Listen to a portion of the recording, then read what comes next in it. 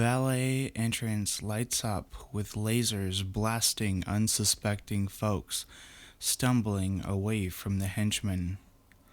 The man in the pinstripe suit, tall and lean, snaps his fingers at a turquoise Chevy that pulls up to the doors. Bob, with a shit-eating grin, calls out with a hand pointing at the emerging jester. "My man, you got them sweet cubes?" Jester nods. Bob hands the captain a golden card. "Fill your boots, Captain. There's a plenty on there." Jester nods at the captain. "You're coming with me." Jester and Bob follow the armed men towards the elevators. He whispers to Jester, "We need to talk." In the elevator made with rich brass and gold, with Art Deco engravings, Bob laughs once. The henchman beside him nervously chuckles. The room gets silent, with only the grinding of gears heard like a Leviathan clock. "Can't be too careful these days, can we, Patrick?" Bob stares directly into Jester. Patrick grunts, shuffling in place with his fists clenching and raising slowly. "The name's Ricky, boss," he mumbles. Bob snaps his hand in the shape of a gun aimed at Ricky's head, and he evaporates instantly. Jester stands up straighter. "Fancy a drink?" he says. Jester hesitates. "On the house." The room, humid and reeking of tropical fruit and something unbearably exotic, like a spice, stands thick with heat as the two of them enter. Sitting on the blue leather chair, the only blue thing in sight being that the room was bathed in hues of burgundy, mahogany, and dark green foliage. A rack is taking up space on the massive desk with a small monitor on the corner. "I know those two fused with the dye, my boy," Jester shrugs. "I'm gonna strip it from their souls and snort the remains. You know that, right?" "I don't care. They're yours," Jester says. He pulls a tiny turquoise coupe from his pocket, then a Plymouth Voyager in worn purple. "What's the van for?" "It's what's in the van," Bob says, pocketing it. The Bel Air gets stowed in the plastic rack, sitting neatly with all manner of automobiles. "When you collapsed the pocket dimension with those bugmen, I reaped a massive amount of their souls and had Steve put them in the container with the van's engine bay. I'll pass on the drink." Bob looks down his nose at the young man in the varsity jacket. "What?" he asks. "You'll come around." He sips the green liquid and smiles an oozing grin at him. "I'll make damn sure of it," Bob says. He pulls out a small black and white car from the corner rack and places it in Jester's hands. "I'm sending your little lovebird to clean up the mess. We can do as you're told?" He stares with neon eyes into the boy. "Yes." The new Hades strip is slightly emptier than usual as the captain and Jester race through in their new ride. The black Mustang II with racing stripes gurgles sluggishly through the pothole-laden thoroughfare. People scurry and huddle around oil drum fires, and trash lies in heaps like snowbanks along the sidewalks. The lights blink and buzz as they weave around dead bodies and mounds of debris. They make a turn towards the downtown district and follow the road back to their launch pad. "Did you win anything?" Jester says, staring out the window at the dark, hollowed-out buildings. The captain smirks. "I'm glad you asked." They both turn to each other. "1 billion. "Devil coins?" Jester asks. "We can trade them off-world." The captain goes to flick on the radio, and Jester bats his hand away. "She'll find us, idiot."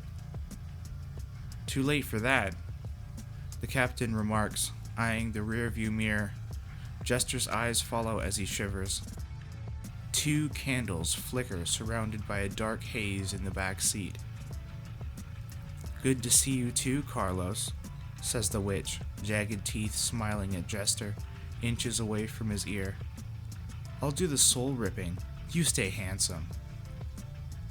Down parallel blocks, Captain notices a big black semi keeping the pace of the little Ford. Air horns shatter glass as they bellow through the grungy and dilapidated streets of the dark districts. As shadows linger in this quiet domain, you, unfeeling, uncaring, remain. The sun ascends, a relentless sweep, yet you, untouched, in slumber, deep. With every breath, the day takes flight. Daylight floods, banishing the night. A mysterious watcher, now in repose. The morning story, only darkness knows. The skyscraper leaned slightly, but was a sturdy place to stow the ship. From the ground floor they could see the ship, a donut-shaped rusty mess with an escape pod in the center. It hovers just above the pad. The witch exits first, then followed by the 2 men. Their car shrinks into a dinky car form, and Jester places it in his jacket's pocket. They find the lift that remained in use on the exterior for the window washers who have long abandoned their jobs, and rise slowly towards the light, bathing everything in a cool glow. "No, please, after you." The captain opens the door to his ratty old ship, and they all enter. Inside, the captain makes a tongue-click sound, leaving the witch scoffing. Then she vanishes. Bandit emerges from the dimly lit hallway, holding an Eggs Benedict.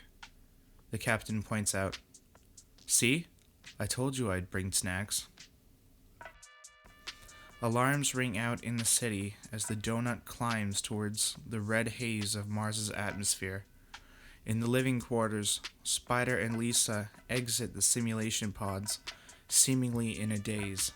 The 2 of them enter the cockpit as the captain and Jester frantically navigate the storm.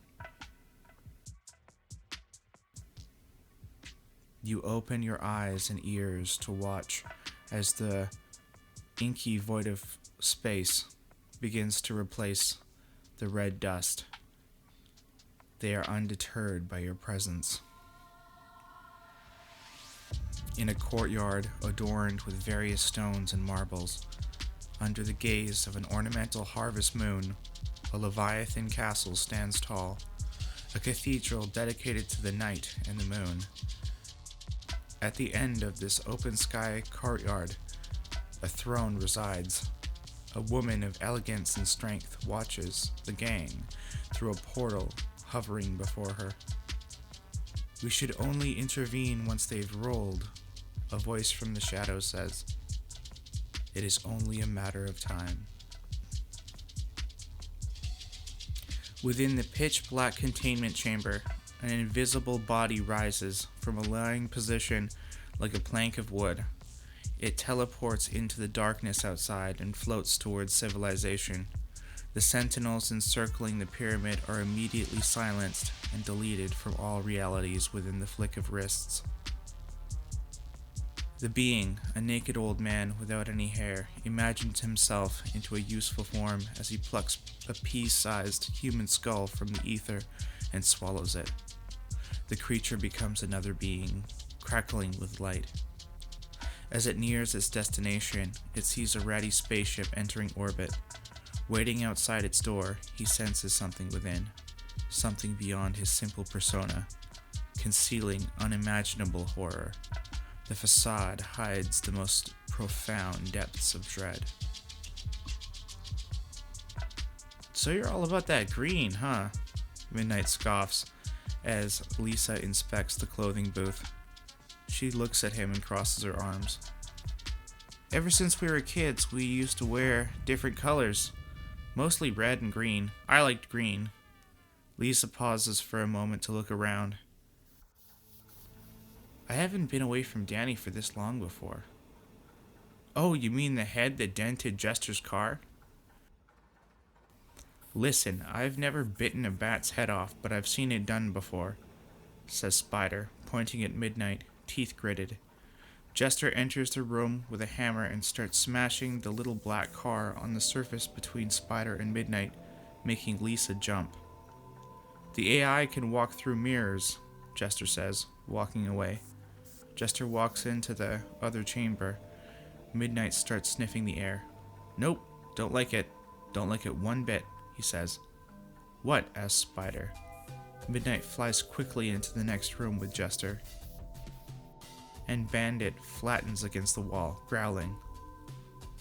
Danny! Lisa shrieks. She then pauses, staring at her brother, standing there. Danny? I am Daniel. I come bearing warm gifts of hopes and assurance to you. Please give me the dice. Danny's eyes are black holes, and his skin becomes whiter as the minutes go by. Comply, it screams, sending both of them into convulsions, writhing on the floor. Jester emerges from behind the abomination with a syringe in hand. He inserts the needle and plunges gray liquids into its neck. It bares its crooked teeth. I am Mother. You are to come with me. I will take the dice. We will assimilate, and I will end everything. Visions of black horror, isolation, fear, and the silence of the void fill Danny and Lisa's minds. An unending gallery of halls where the very walls and paintings are made of unending suffering. Then, Danny is gone. They open their eyes, covering every single inch of the room is ichor. Black, slimy vampire's blood. Jester walks slowly back into his quarters as they come to. Is it gone? Lisa asks. Midnight cries from the other room. Not for long. Let's do it. They roll the dice. Perfect fucking sixes.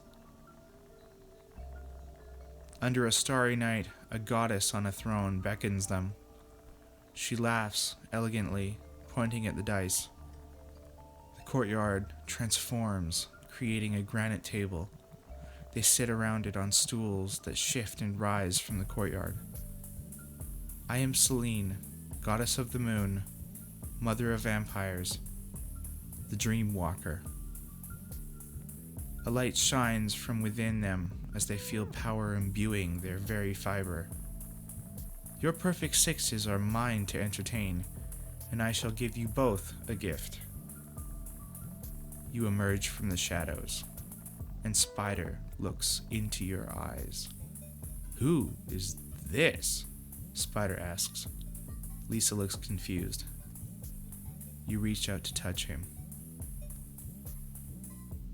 In shadows deep, you wake unknown, a nameless figure all alone.